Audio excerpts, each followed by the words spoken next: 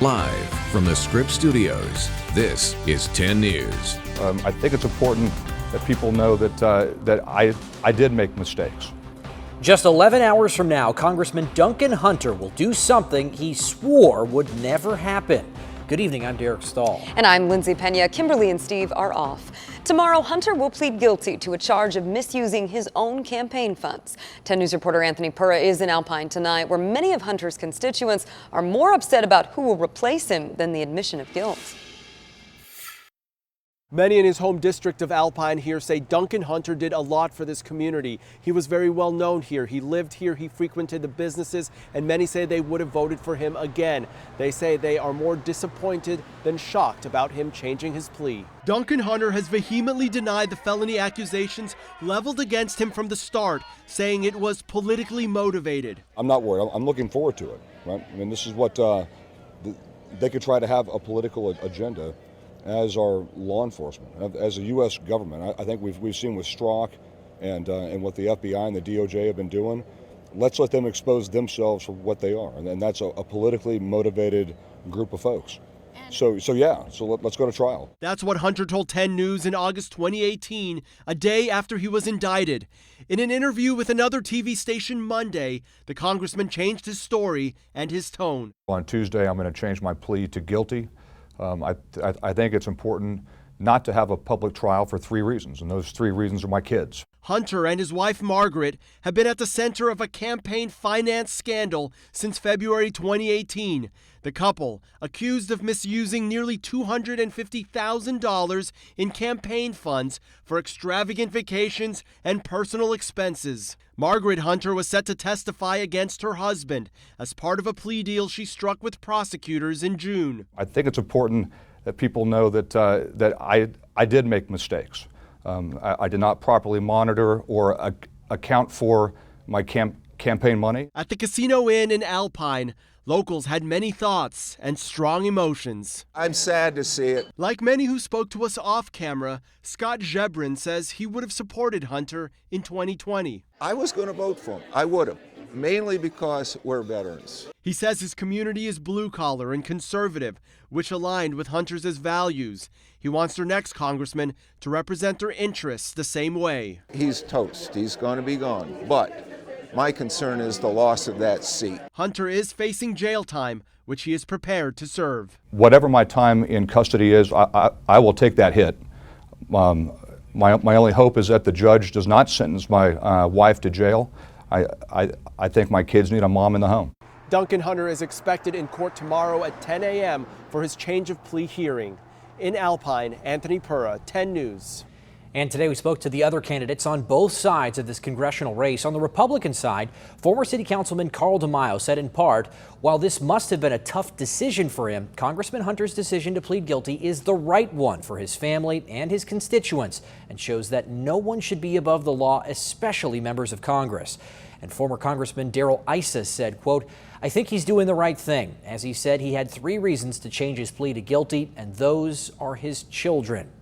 On the Democratic side, Amar Campa also weighed in, saying, right now we need a bipartisan local leader to restore integrity, the public trust, and bring people together to deliver results. This is not the first time a congressman for the 50th has been embroiled in a scandal.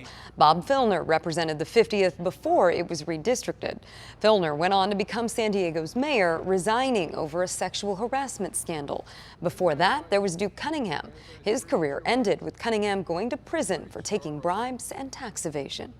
Tomorrow's plea hearing is scheduled for 10 a.m. and we'll send out a breaking news alert as soon as it happens. You can get our alerts by downloading the free 10 News app. All right, we've got breaking news. Valley Road in National City is shut down at this hour after a deadly crash. Photojournalist Paul Andergregg is live in our 10 News breaking news tracker. Paul, what have you learned so far? We're here at Calle Bajo and Valley Road. You can see traffic detectives have just arrived on scene. You can see a car here with a smashed windshield. There's also a shoe under that car. Over to the right is the driver of that car. If we can show you some video of the scene from a little earlier. This incident took place around 9 o'clock tonight, just about 2 hours ago, when this vehicle struck this pedestrian traveling westbound on Valley. We don't know the age or gender of that victim. We do know that there is what appears to be a purse laying next to the person. Unfortunately, CPR was unable to revive that victim, who was declared dead on scene. They're going to have both east and westbound Valley shut off for several hours for the investigation while they question that driver who has crisis intervention people. Obviously a very traumatic event that's happened here. We're going to stay on scene here and we'll continue to bring you more updates on 10 News this morning. Back to you. All right, Paul, thanks. Poway city officials say they're still working to fix the problem that forced the entire city to go into a precautionary boil water alert. The issue has forced restaurants to close and sent people scrambling for dinner plans. 10 News reporter Laura Acevedo is in Poway, where there's a mounting sense of frustration.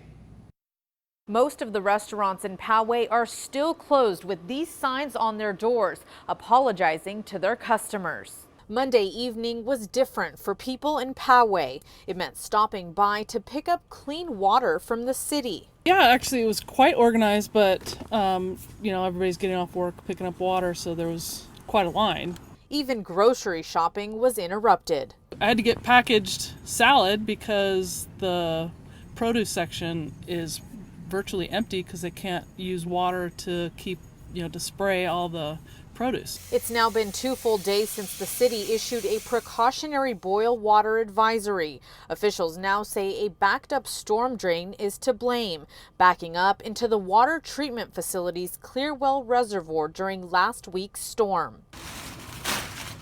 At schools, water fountains covered with garbage bags and hand sanitizer bottles in the bathrooms. The schools providing water and parents warning their kids. I told them to specifically not drink the tap water because my boys will have a tendency to just, put their head under the faucet and drink it. And so I told them, do not drink the tap water. And veterinarians say the same goes for your animals of any size. Definitely, I'd say the water wouldn't be safe for animals, just kind of like us with humans. It's one of those things where, if it's not safe for us to drink, I wouldn't trust it to feed to your pets, horses, livestock, that kind of thing. Bottled water distributions continue tomorrow from 7 a.m. to 6 p.m. at Lake Poway and Poway City Hall. Each person gets 1 case per visit. Reporting in Poway, Laura Acevedo, 10 News. A San Diego Air Force pilot was buried with honors today at Miramar National Cemetery. Last month, Lieutenant Travis Wilkie and his instructor were killed during a training flight at Vance Air Force Base in Oklahoma. 2 T-38 Talon jets were landing in formation when something went wrong. Not only was Travis a faithful citizen of this country, but he's also a child of God. Wilkie graduated from La Jolla Country Day School and was a standout athlete and honor student. The 23-year-old just married his girlfriend, Peyton, in October, who's also in the Air Force. Right now, the FBI is searching for a suspected terrorist with ties to San Diego. The agency says a 37-year-old man born in Serra Mesa is now a leader in the Al-Shabaab terrorist organization.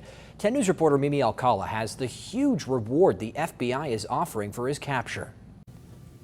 He's the highest ranking American fighting with a terrorist organization overseas. We are honored and blessed to take this opportunity. FBI officials want San Diegans to remember the voice in that clip from a news conference in Somalia back in 2011. That we remember the role played by our beloved Sheikh Osama bin Laden. They believe the speaker is 37-year-old Jihad Sirwan Mustafa, a man on the FBI's most wanted terrorist list. He's also a U.S. citizen and was raised in the Serra Mesa area of San Diego. But after graduating college in 2005, he left the country. Soon after, FBI officials believed he moved to Somalia and joined terror group Al-Shabaab. Al-Shabaab's reign of terror threatens United States national security. U.S. officials say he's held several leadership roles with Al-Shabaab. The FBI has been looking for him for years. They believe he agreed to serve as a foreign fighter. Monday, a superseding indictment was unsealed in federal court. The U.S. attorney announcing Mustafa is charged with 3 counts. Conspiracy to provide material support to terrorists. 2, conspiracy to provide material support to Al-Shabaab, a foreign terrorist organization. And 3, providing material support to Al-Shabaab. He was originally charged back in 2009 on similar counts, but officials say he continued providing support to al-Shabaab up until February of 2017. Now they're turning to the public for help in finding him. Help us stop this most wanted terrorist. Mimi Alcala, 10 News. And if you have any information about Mustafa, you can report it anonymously. We've got a link on our website, 10news.com. San Diego has a history of being linked to terrorism. Two of the 9/11 hijackers, Khalid al-Midhar and Nawaf al-Hazimi, lived in Claremont Mesa and even took flying lessons at Montgomery Field. And al-Qaeda terrorist leader Anwar al-Awlaki also lived in San Diego, studied at San Diego State, and preached at La Mesa Mosque. He was a top al-Qaeda recruiter and masterminded several terrorist attacks. Al-Awlaki was reportedly killed in a U.S. drone strike in Yemen in 2011. New details tonight about what it will take to stabilize the crumbling bluffs in Del Mar. Part of the cliff gave way on Friday right near the train tracks. 10 News reporter Matt Boone is in Del Mar with the plan to get us a more permanent solution. Matt? This is the area where those tracks transition from inland onto the bluffs. The city council saying they support a plan to move them off the bluffs entirely, but that plan might not happen for another 30 years. The question is what to do in the meantime. The bluff collapse on Friday came as no surprise for Dave Drucker. And we've been talking about this now for 20 years, and we need to somehow accelerate the movement of this track off the bluff. Drucker is a Del Mar City councilman and on the board of the North County Transit District, which oversees the tracks in the area. Over those 20 years, they've faced a stark realization. There's no amount of engineering that we can do to ensure that those bluffs will last forever. This particular spot has failed 3 times, he says, the edge getting closer and closer to the tracks. Still, the North County Transit District is now considering spending a considerable sum to patch up problem areas. We're looking at about a $60 million project right now to shore the bluff up so that it will last till 2050. 2050 being the potential deadline proposed by Sandag to move the tracks off the bluff.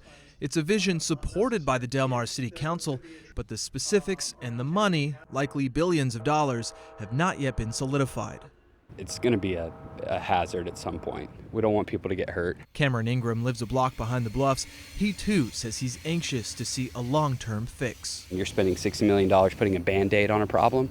I'd rather, let's spend that money to looking at how can we accelerate the project and get it into a safer area. Now, train service had been suspended over the weekend for repairs, but as you can see, they've now resumed normal service. Reporting in Del Mar, Matt Boone, 10 News. An elite wheelchair athlete just settled a long legal battle against San Diego's Rock and Roll Marathon.